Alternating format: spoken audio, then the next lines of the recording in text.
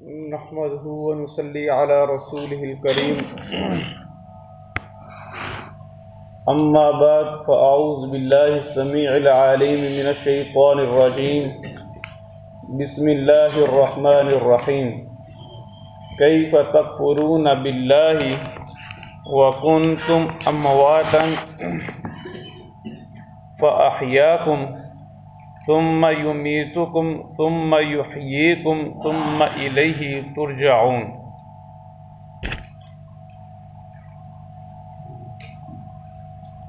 कैफ़ तकफ़ुरून बिल्लाह, किस तरह तुम अल्लाह का कुफर करते हो। ये एक सवालिया निशान है। सबसे पहले यहाँ पर एक दो सबक मिलता है, वो उन लोगों को जो मुल्हिदीन हैं और अल्लाह का इनकार करते हैं। उनका कहना ये है कि कायनात खुद ब खुद चलती है, कोई पैदा करने वाला नहीं। तो देखिएगा ज़रा, फरमाया कैफ़ तकफ़ुरून बिल्लाह, तुम किस तरह अल्लाह का इनकार करते हो। व कुन्तुम अमवातन, हालांकि तुम क्या थे, मुर्दा। फ़अहयाकुम, फिर तुमको जिंदा किया। यानी जब तुम्हारे अंदर जान नहीं थी तो तुम्हारे अंदर उसने क्या की, जान को पैदा किया। तो जब तुम सामने खड़े हो, बात कर रहे हो, देख रहे हो, इसका माना यह है कि तुमको किसी ने तख्लीक तो किया है। यानी इंसान तख्लीक तो किया गया है ना, पैदा किया गया है। अगर पैदा किया गया है तो किसी ने तो किया है ना पैदा। जिसने पैदा किया है वही ज़ात, अल्लाह की ज़ात है। तो एक सबक ये मिलता है कि अल्लाह तबारक व तआला का ईमान लाना, अल्लाह के ऊपर, इंसान अगर अपनी ज़ात को खुद देखे तो इसके ऊपर दलालत करता है। दूसरा, ये जो लफ्ज़ कैफ़ा है, किस तरह, ये इस्तफ़हाम इनकार है। इस्तफ़हाम इनकार से माना ये है कैफ़ तकफ़ुरून बिल्लाह, कि तुम अपनी ज़ुबान से कैसे अल्लाह का इनकार कर सकते हो, जबकि अगर तुम अपने आप को देखो, अगर तुम अपने आप को देखो तो तुम और तुम्हारा जिस्म बज़ाते खुद अल्लाह का इनकार नहीं कर सकता। ये माना है इस्तफ़हाम इनकार का, कि तुम भी अल्लाह का इनकार नहीं कर सकते। जरा गौर से देखो तो सही, जरा गौर तो करो कि तुम क्या अल्लाह का इनकार कर सकते हो, नहीं कर सकते। तीसरा माना इसमें यह है इस्तफ़हाम ताज्जुब का, कि भला तुम अल्लाह का इनकार वही कैसे करते हो जिसने इतने इनामात, एहसानात और अपनी बरकतें तुम्हारे ऊपर नाजिल की हैं।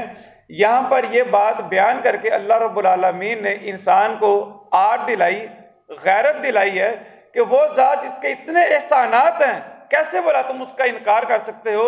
और यहाँ पर इनकार से मुराद आएगा नाफरमानी के, हुक्म अदूली के। एक मुसलमान होकर तुमने मान भी लिया, कलमा भी पढ़ लिया, कलमा पढ़ने के बाद फिर उसके बाद अल्लाह का इनकार कर रहे हो, तो दरअसल यहाँ पर अल्लाह रब्बुल आलमीन इंसान को हया दिला रहे हैं, गैरत दिला रहे हैं।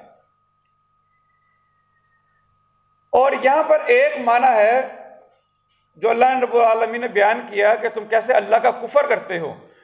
चौथे नंबर पर कुफर बमाना आएगा यहाँ पर मायूसी, कि तुम अल्लाह की ज़ात से कैसे मायूस हो सकते हो, जबकि तुम्हारी हालत क्या थी, तुम पहले मुर्दा थे, तुम्हें जिंदा किया। तो अब तुम्हारी जिंदगी के अंदर जो मुश्किलात आ रही हैं, जो परेशानियां आ रही हैं, जो मसाइब आ रहे हैं, जो आलाम आ रहे हैं, तो उनकी वजह से दिल छोटा कर लिया है और अल्लाह से मायूस हो गए हो। और अल्लाह के नबी अलैहिस्सलाम ने फरमाया कि मायूसी कुफर है। एक मोमिन मुसलमान अल्लाह रब्बुल आलमीन से मायूस हो सकता नहीं है।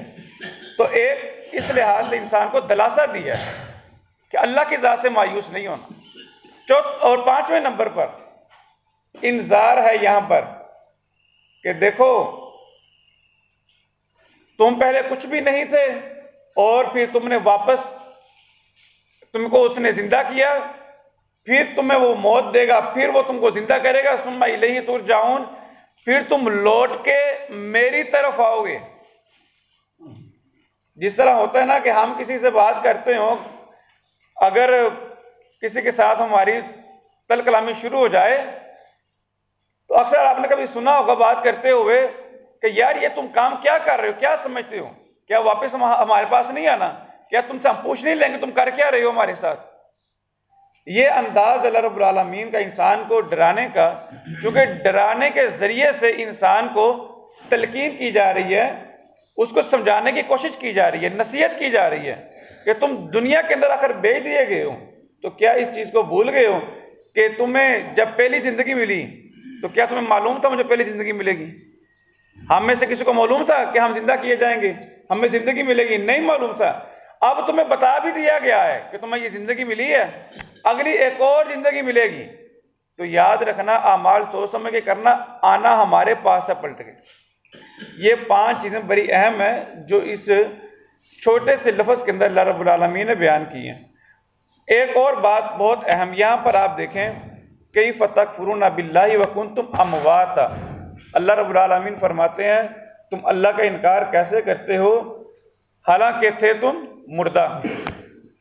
आप देखें, अल्लाह ने यह नहीं कहा कि पहले तुम है ही नहीं थे, कहा पहले तुम मुर्दा थे। यानी इसका माना यह है कि इंसान पहले मौजूद था। अजीज भाइयों, ये बात बड़ी अहम से गौर से सुनने वाली है कि इंसान जो है ना, आलम अरवाह के अंदर भी मौजूद था, वो भी हमारी एक जिंदगी थी। हम में से सब आलम अरवाह के अंदर मौजूद थे, वो हमारी एक जिंदगी थी। उसके बाद फिर हमको सुला दिया गया, जिसको मौत कहा गया। जिस तरह अल्लाह के नबी अलैहिस्सलाम ने हम रात को सोते हैं, इसको मौत की बहन करार दिया, नींद को मौत की बहन करार दिया। इसी तरह जब हम आलम अरवाह में पैदा किए गए थे, वो भी हमारी जिंदगी थी। उसके बाद हमें सुला दिया गया, फिर इस दुनिया की जिंदगी में पैदा कर दिया गया। अच्छा, अब दुनिया में आके हमें कुछ मालूम है, शऊर है कि हमारी पहली जिंदगी कैसी थी? नहीं मालूम। एक बच्चा, हम में से हर एक ने जब दुनिया में आने से पहले अपनी माँ के पेट में जो टाइम गुजारा हमें नहीं मालूम, शऊर नहीं है। फिर दुनिया में आए, छोटी सी उम्र थी, कोई शऊर नहीं है कैसी जिंदगी थी। इसी तरह जो आलम अरवाह की जिंदगी थी, ये बात मैं आपको इसलिए समझा रहा हूं कि बाज लोग इनकार करते हैं कि जी आलम अरवाह में हम नहीं थे, क्योंकि अल्लाह ने जो वादा लिया ना, अलस्तु बि रब्बिकुम, आलम अरवाह के अंदर, तो हम में से हर एक ने जो ऐद किया कि अल्लाह तू ही हमारा रब है, पालने वाला है। वो कहते हैं कि भाई हमें याद ही नहीं, हमने अल्लाह से वादा किया। और भाई याद तो हमको अपनी बचपन की जिंदगी भी नहीं है, तो याद ना होना इस बात पर दलालत नहीं करता कि हम उसका इनकार कर दें। आलम अरवाह की जिंदगी थी, शऊर कोई नहीं, दुनिया की जिंदगी मिली। अब इस दुनिया के बाद एक और जिंदगी मिलेगी। आप देखें, ये जो हमारा ऐलान किया जाता है ना कि जनाब फलां साहब फोत हो गए, ये फोत बमाना इंतकाल है, यानी दुनिया की लिहाज से फोत हो गए हैं लेकिन अगली जिंदगी जिंदा है, इंतकाल फरमा गए हैं, इस जिंदगी से अगली जिंदगी में मुंतकिल हो गए हैं। आपने से सुना होगा ना, फलां साहब रिज़ाए इलाही से इंतकाल कर चुके हैं। इंतकाल का माना क्या है? इस दुनिया की जिंदगी से अब अगली जिंदगी में चले गए हैं। अब अगली जिंदगी में हर कोई जिंदा है, खा वो मुसलमान है या काफिर है। अल्लाह ने कुरान मजीद के अंदर फिरौन के बारे में और आले फिरौन के बारे में इरशाद फरमाया कि आज भी उनको, फिरौन को और आले फिरौन को अजाब हो रहा है। तो अगर वो जिंदा है तो अजाब हो रहा है, लेकिन अगली जिंदगी जिंदा है और हमें उस जिंदगी का शऊर नहीं है। दुनिया की जिंदगी फोत हो गई। इसी तरह कोई नेक आदमी है तो वो भी अगली जिंदगी क्या है? जिंदा है, दुनिया की जिंदगी जिंदा नहीं है। इसी तरह अब्बास लोग कहते हैं कि अंबिया जिंदा है, उसमें वो दलील देते हैं कि अल्लाह ने कुरान में कहा है कि शुहदा क्या है, उनको तुम मुर्दा ना कहो। बात यही है कि शुहदा भी जिंदा है लेकिन अगली जिंदगी जिंदा है, दुनिया की जिंदगी नहीं। लेकिन उनको खास क्यों कहा, उनको क्यों खास कर कह दिया कि वो जिंदा हैं? उसकी वजह यह है कि शुहदा वो हैं जिन्होंने अल्लाह की रजा के लिए, दीन की सरबुलंदी के लिए अपनी जान कुर्बान करने की कोशिश की, खुद को मिटाने की कोशिश की, अपना तन मन धन कुर्बान करने की कोशिश की। तो ये अल्लाह रब्बुल आलमीन ने उनको अवार्ड दिया है, उनको तमगा अता किया है कि जो लोग अल्लाह के लिए मिटना चाहते हैं, मरना चाहते हैं, अल्लाह दुनिया में उनके लिए मौत का लफ्ज भी सुनना नहीं चाहता। हालांकि अगली जिंदगी तो हर कोई जिंदा है। इसी तरह शहादा भी अगली ज़िंदगी ही जिंदा है, दुनिया की नहीं। लेकिन तमगा ये दिया कि वो लोग जो अल्लाह के लिए मिटना चाहते हैं, इतना जज्बा रखते हैं, मरना चाहते हैं, वो ज़ात इलाही उनकी इस कदर कर रही है कि उसने उनको ये तमगा अता कर दिया है कि दुनिया के अंदर भी उनको मुर्दा ना खो, जबकि वो दुनिया की जिंदगी भी फोत हो चुके हैं।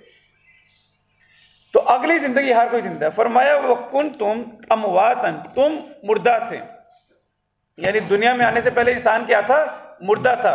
ये नहीं है कि है ही नहीं था, मौजूद था मगर मुर्दा था, मौत की हालत में था। इसी तरह सूरह मोमिन के अंदर आयत नंबर गालबन 9 और 10 है, जिसके अंदर अल्लाह रब्बुल आलमीन जहन्मियों के बारे में बयान कर रहे हैं कि जहन्मी कल क़यामत के दिन अल्लाह रब्बुल आलमीन से सवाल करेंगे, ऐ अल्लाह, बात यह है कि तूने हमको 2 मौतें और 2 जिंदगियां अता की, एक और भी हमें मौत दे दे, एक और जिंदगी दे दे। क़यामत वाले सवाल करेंगे, ऐ अल्लाह, 2 मौतें तूने अता की, कौन सी मौत? आलम अरवाह के बाद एक मौत और फिर दुनिया की जिंदगी के बाद एक मौत, 2 मौतें हो गई।